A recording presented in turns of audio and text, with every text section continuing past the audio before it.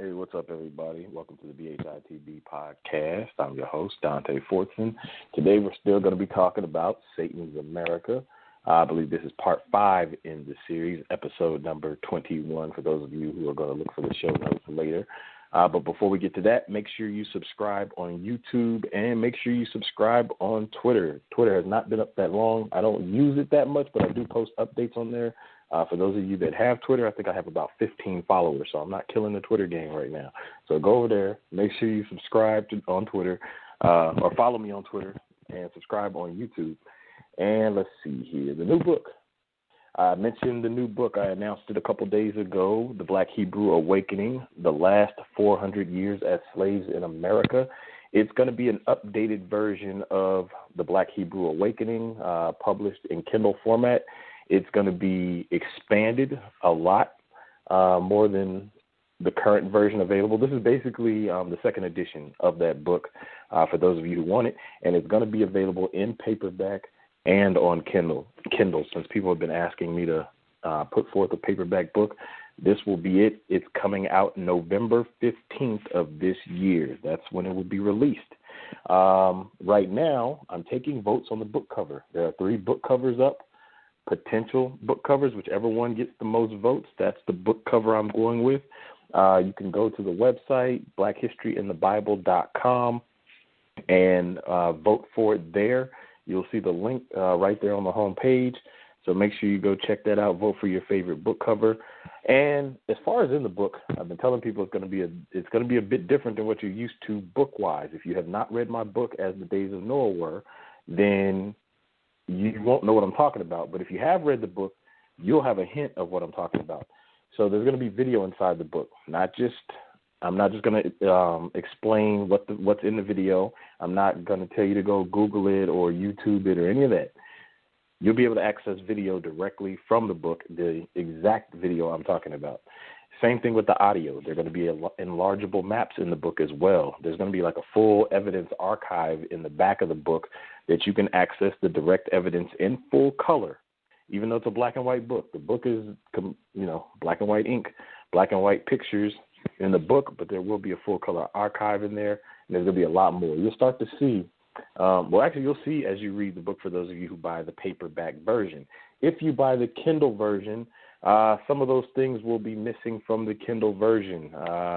Amazon does not allow certain things in the Kindle version, but there will be links in the Kindle version that you can click and take you to the stuff that I'm referring to for those who have the book.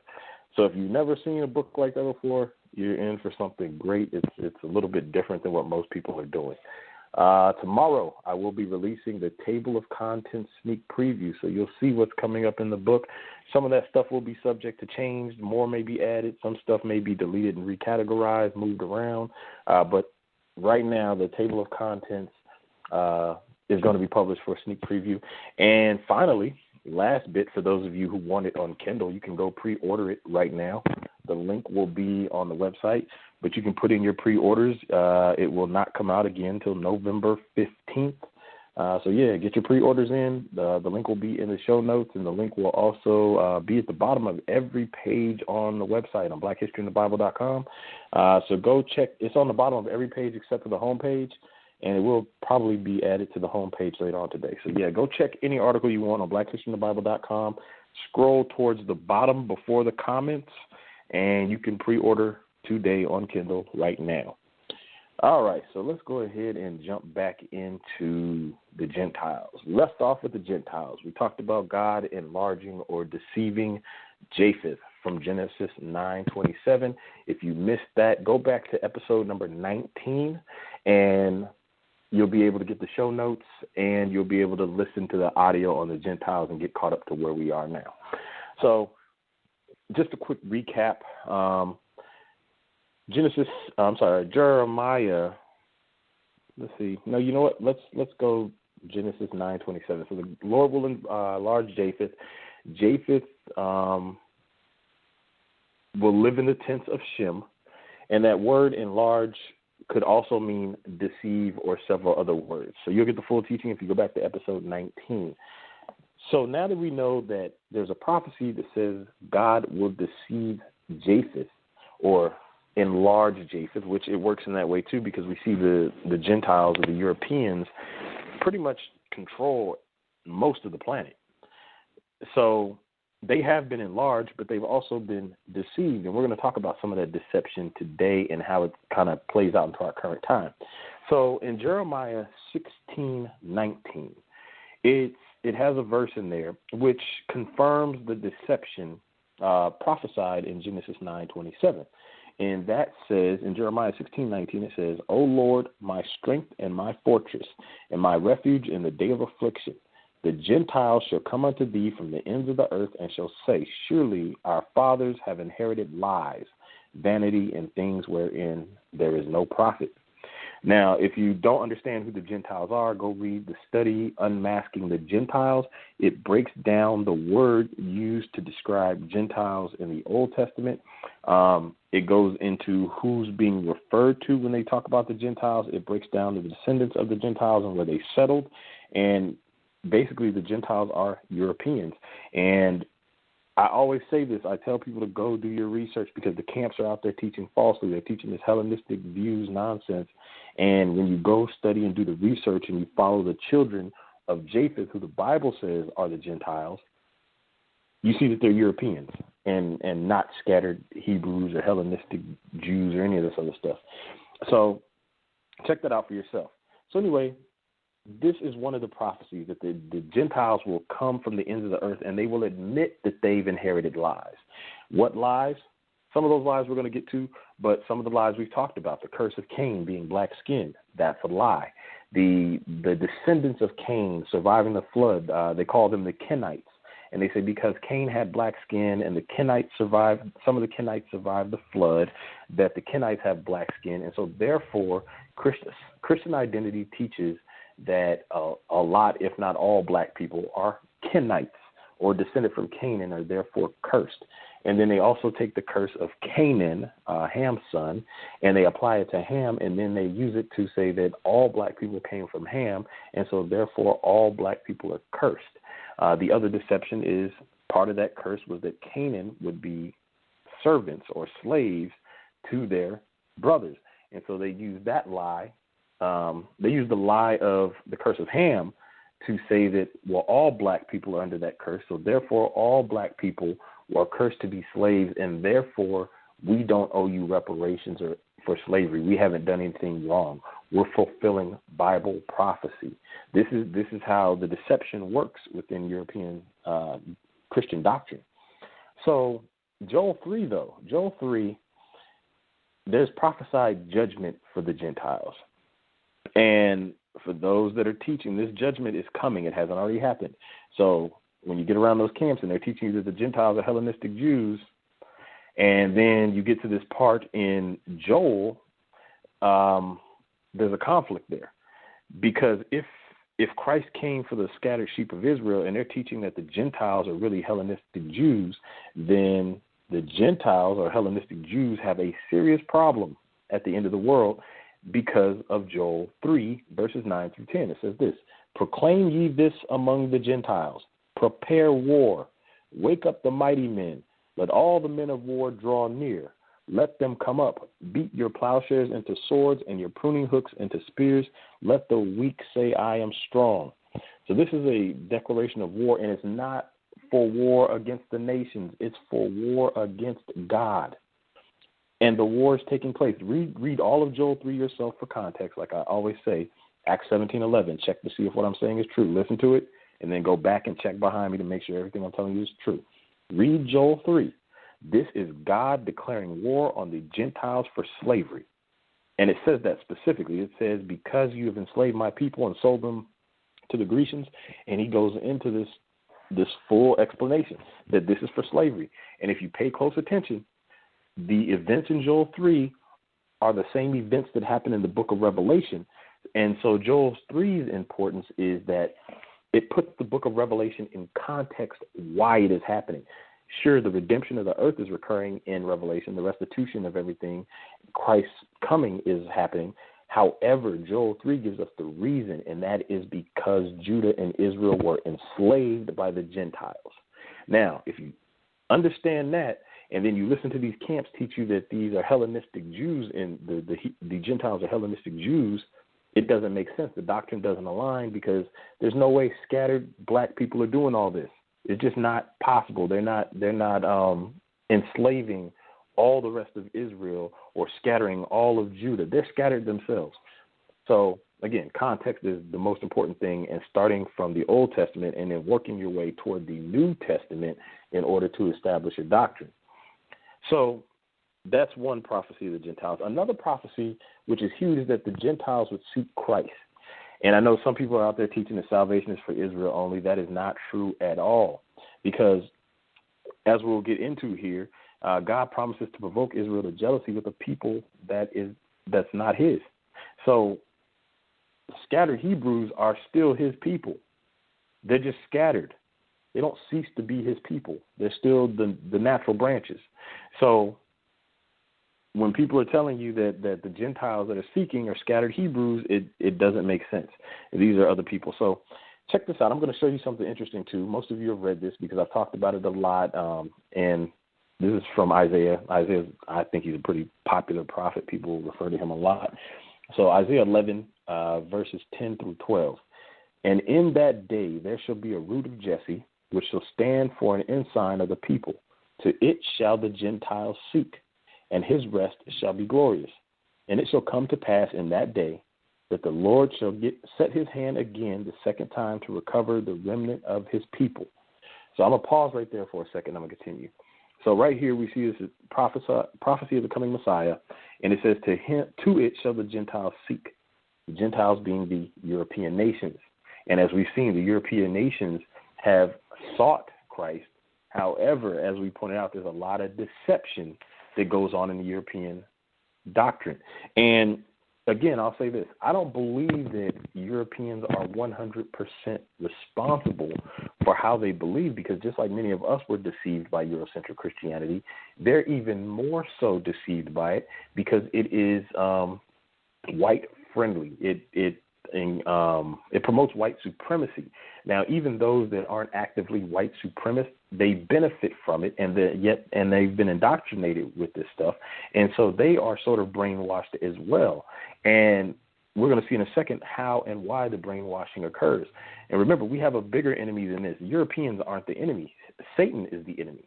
Satan has put people in power to do his will, and he has spent all this time making doctrine that is Euro-friendly and Hebrew averse. So I'll go ahead and continue the rest of this. Now, listen to where these people are gathered from, and if you go get a map and check for yourself, you'll see that not one European nation is named when he recovers the remnant of his people. It says, and it shall come to pass in that day that the Lord shall set his hand again the second time to recover the remnant of his people, which shall be left from Assyria and from Egypt and from Pathros, that's in Africa, and from Cush and from Elam and from Shinar and from Hamath and from the islands of the sea. And he shall set up an ensign for the nations, and shall assemble the outcasts of Israel and gather together the dispersed of Judah from the four corners of the earth. So I'm not saying that he won't regather Hebrews from Europe. I'm just saying Europe, none of the European nations are named in those verses. So he's going to regather all the outcasts of Europe. Now, if you haven't done any research on Egypt, or if you believe that Egyptians were just tan Caucasians, please go do some digging. That is not true. Pathros, you can do some digging on Pathros. Cush is going to be the Ethiopian area. Elam, I do have a study up on the Elamites and Susa and the palace. Go check that out. You can find it if you go to any search bar on either ministerfortune.com or blackhistoryinthebible.com. You can find, you can search for Elam, and you'll get the study, and it shows that the Elamites were black people, Negroes. They left paintings on the wall. There's no doubt about what the Elamites look like, and Elam was one of the sons of Shem, the line that the Hebrews come from. So when you see the painting of the sons of Noah, which I mentioned before, that's also on ministerfortune.com under Images of Deception. I believe it's number 9 the sons of Noah. You can search for that. But they present it as if Ham was black, Shem was brown, and Japheth was white. But the fact is, Elam, who the Elamites came from, is a son of Shem, and the Elamites were black, which means their father was black, which means his father was black, and his father was Shem. So the Shemites were black people. This is why they're going to be regathered from Egypt, Pathros, Cush, and all these other nations. Now, this is interesting because it blatantly names African nations, which we know that in 70 A.D. that the Hebrews scattered into Africa because of the Roman invasion. So when you run into Eurocentric doctrine, it teaches you that the Hebrews migrated and they mixed into all the world, as a lot of those guys say. Just know that's false teaching, because if that were true, how can God regather some of his people from parts of Africa? It's not true. The Hebrews didn't mix. They didn't migrate and mix. They were enslaved and taken. They were scattered all over the world. So when you get to 70 A.D., just start tracing that, and you'll see. And you get into the Limba, and it talks about their migration down through the Arabian Peninsula, through Yemen, into where they ended up settling. If you go check that out, you'll start to see some other stuff emerge, like the pictures from 1901 of the black Yemenite Jews. There were pictures taken, and they were released, I believe, last year or the year before. Either way, these pictures were held in secret because they didn't think the world was ready to know the truth. And so you get those Yemenite Jews that are dark. They're black people. And some people don't think they're real, but I thought it was interesting that the Lemba are genetically Hebrew, and their migration story passes directly through Yemen. So I do believe that the Yemenite Jews, the black Yemenite Jews, are the real deal, because the Lemba are the real deal. And since their journey landed them there for a while, they didn't just leave Yemen. They didn't just pass through, but they were there for a while before they continued on their journey, if you go listen to their story.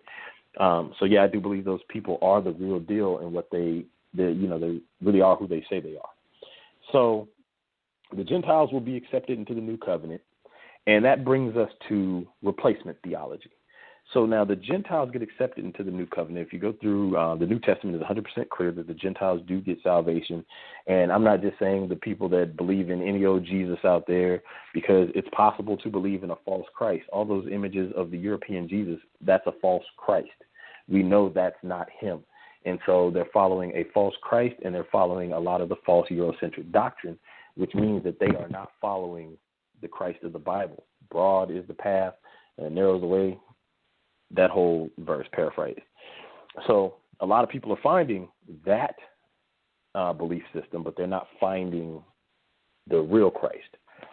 So replacement theology comes in, and replacement theology is the root of white supremacy and why it can flourish in the Eurocentric church. So replacement theology basically teaches that God has completely abandoned Israel. All of Israel's promises have transferred over to the church, and the church has completely replaced Israel as a nation, and God is no longer dealing with them. So you will find that when you come to some of the slavery prophecies, like the one in Matthew where Christ says you'll be led captive into all nations, they believe that that is talking about Christians. Christians will be enslaved and led captive into all nations. So they're expecting, a pre-tribulation rapture, but at the same time they're expecting Christians to be led captive into slavery, which would be part of the tribulation. So their doctrine is very, very convoluted once you start to really unravel it. And so the thing is, if God is no longer dealing with Israel, it would make God a liar, because there's so much stuff promised in the Old Testament to Israel. For God to say, oh, you know what? Well, I'm just going to go ahead and replace you. So technically, I'm keeping my promises, and I'm just applying these promises to another nation. So it becomes a problem, because then you can't trust God. So if God will do that to Israel after making all these promises, why wouldn't he just suddenly, take the promises away from the church and apply them to, anybody else? To Australians specifically. Let's just use them for an example. So they believe in an untrustworthy God that's incapable of keeping his word, with one nation, so he uses a loophole to just say, okay, well, now I'm gonna adopt these people in. Now they're Israel and you're out, so I can still keep my promises that I made without being a liar. That's not how God operates. But in their mind, that's how God operates. And let's move to Romans 11, the grafted in part. So the grafted in part, and a lot of people get this wrong, but the fact is, spiritually, there is no difference between Jew, Gentile, Hebrew, Greek, bond, or free, spiritually. And I like that Teo said that. If you go watch Teo Ministries' last video, they mentioned that as well, and I thought it was a great way that they explained it. So spiritually, we are the same when they come to Christ, the true Christ, not the fake Euro Christ that they have in their church with the fake Euro doctrine, the true Christ. They are grafted in or adopted into the natural branches. Just like you adopt a child and you hopefully treat that child the same as your natural children, the same happens with the Gentiles when they put their faith in Christ. So a lot of people take this whole graft in thing and they think that they somehow, that means replaced Israel. Not sure why they think that, but if you go watch a video on grafting something in, it's a horticultural term. It's when you take a branch from, say, like a cherry tree and put it on an olive tree, for example, and then the cherry tree starts to live off of the nutrients and roots of the olive tree, and you can actually have a cherry branch on an olive tree. There's a whole process to it. I've actually helped my grandfather do it one time, not a cherry and olive tree, but I helped my grandfather do a tree back when I was younger because he used to garden because he was raised on a farm. So he had this knowledge that I didn't know was going to apply to the Bible. But, yeah, go watch some videos, and you'll see how grafting works. Grafting does not replace the original. It takes a new thing, and the new thing is joined in with the original and allowed to benefit from the root, which in this case is Christ.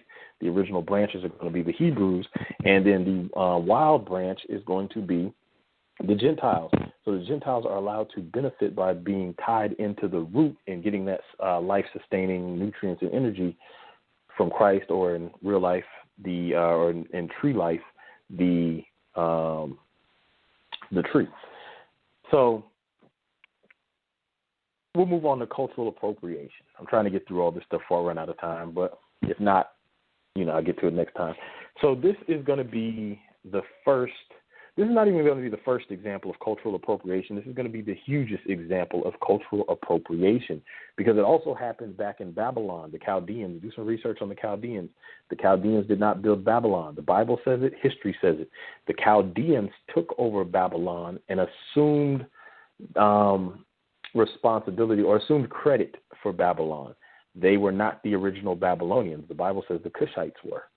So, yeah, go back and do some research and dig into that. And the Bible says the Chaldeans were nothing until it was built for them. I believe it says the Cushites, but I do have to make sure and check that it says the Cushites built it for them. But I know for a fact that it does say that Nimrod was a Cushite and he built Babylon.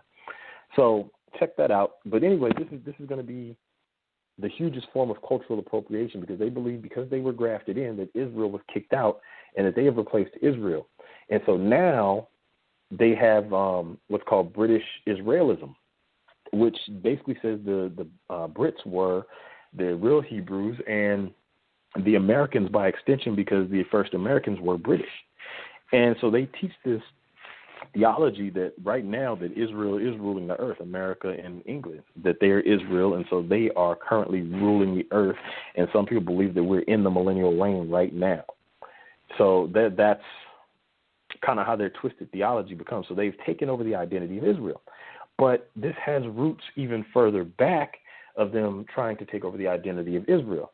So the book of Maccabees is another book that was forbidden or banned from the Bible, and you can find it in the Apocrypha. And as we saw with the book of Enoch, it talks about the fallen angels having white skin, and that book was banned. But they still reference it, but they won't tell you about the part where it says the angels had white, or the sons of the angels had white skin.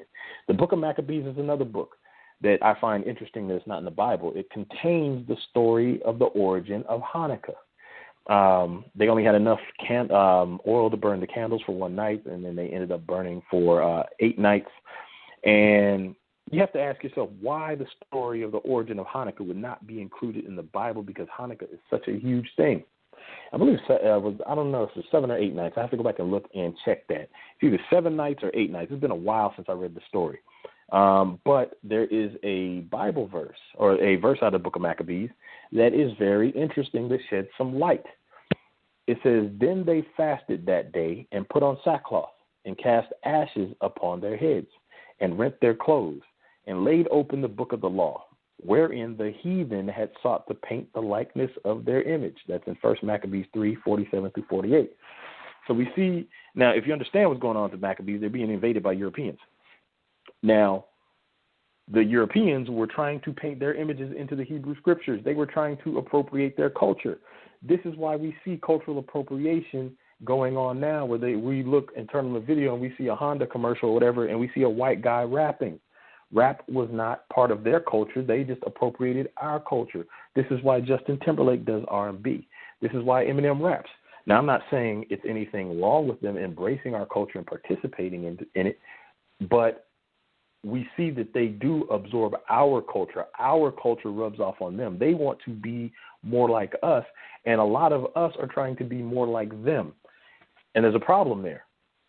And people should really look at that. Those people who idolize Europeans and think we should be more like them, ask yourself, why is it that they're trying to be more like us?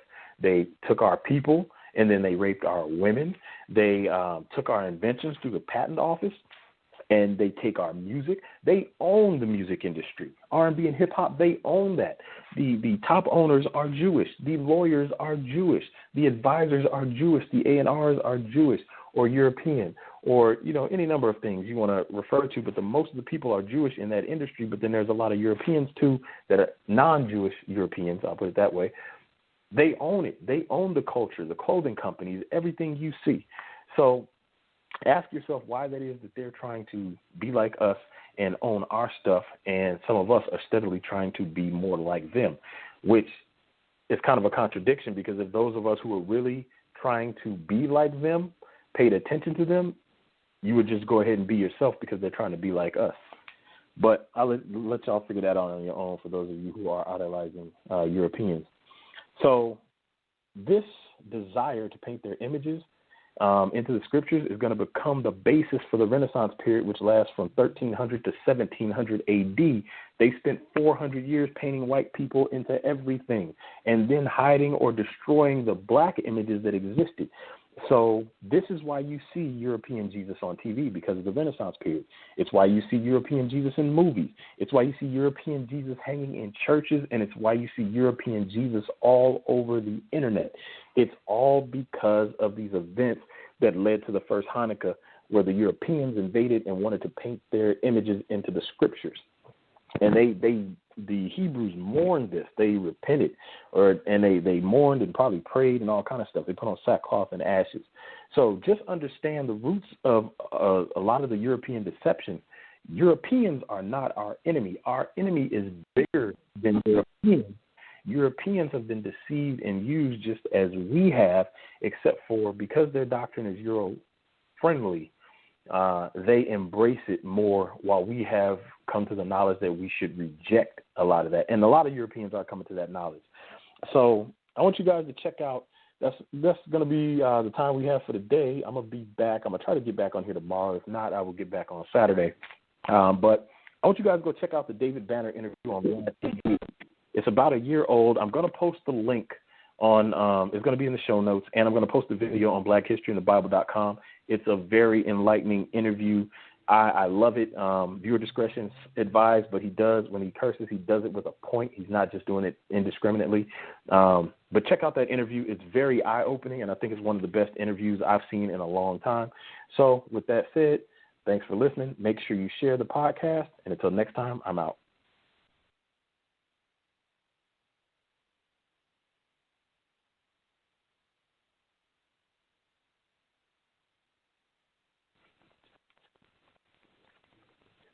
Today, life moves fast and travels in more directions than ever before. So how do we all keep up? With Ford. The 2018 lineup combines the best performance, safety features, style, and driver assist technology that you can customize to your convenience. From Explorer, Escape, Fusion to F-150, America's best-selling brand has something for everyone. Visit your Desert Ford dealers and go to buyfordnow.com to discover all the ways you can save and all the reasons you'll love your new Ford. Designed for the desert. Claim based on 2017 CY sales. It's maybe the night that my dreams might let me know all the stars are closer, all the stars are closer. Tell me what you gonna do to me. Confrontation ain't nothing new to me. You could bring a bullet, bring a sword, bring a morgue, but you can't bring the truth to me. Alexa, play Kendrick Lamar and SZA. Okay. Maybe the night that my dreams might let me know all the stars are closer. With Amazon Music, a voice is all you need. Get tens of millions of songs. Download the Amazon Music app today.